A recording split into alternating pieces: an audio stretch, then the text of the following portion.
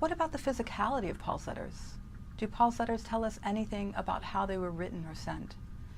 We don't have any autographs of Paul's letters. That is nothing from his own hand.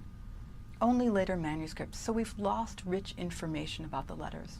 But we can still learn a lot about the process of the initial writing of Paul's letters from the letters themselves. We can learn about the earliest networks of Christ followers. We find that Paul sometimes used scribes. Romans 16 reads, "I, Tertius, the writer of this letter, greet you in the Lord." Sometimes Paul penned part of the letter himself. In 1 Corinthians it reads, "I, Paul, write this greeting with my own hand." And in Galatians, "See what large letters I make when I'm writing in my own hand."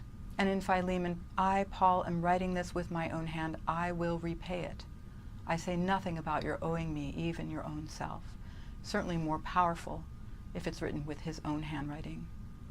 We learn that letters are, at least in the case of the assembly in Thessaloniki, read out loud. "Greet all the brothers and sisters with a holy kiss.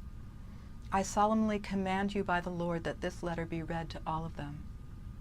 And we find that Paul sometimes writes in response to others' letters. In 1 Corinthians he writes, "Now concerning the matters about which you wrote." We also find that his letters sometimes substitute for visits, even painful visits, and perhaps the letters are painful in their own way. In 2 Corinthians he writes, "I decided not to make another painful visit to you. For if I caused you pain, who also is there to make me glad, except the one whom I have pained? And I wrote as I did, so that when I came to you I might not suffer from pain from those who should have made me rejoice. For out of much affliction and anguish of heart I wrote to you, through many tears, not in order to pain you, but that you might know the abundant love that I have for you,